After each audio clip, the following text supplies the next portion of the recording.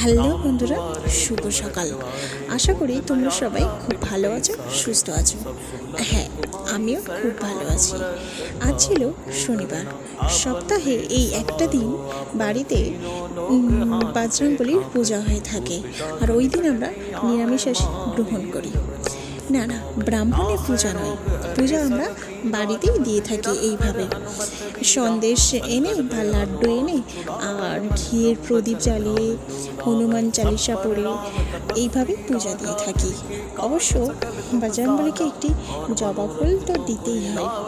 তবে যদি এই পূজার অন্য কোনো নিয়ম থাকে বা এই পূজাতে আরও কিছু করলে ভালো, যেগুলো করা উচিত কিন্তু আমি করলাম না, অবশ্যই কেউ জেনে থাকলে আমাকে কমেন্ট করে জানিও, আমি সেইগুলো করব।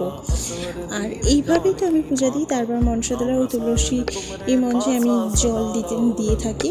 তো এইভাবেই পুজো হয়ে থাকে। বাই বাই বন্ধুরা, আজ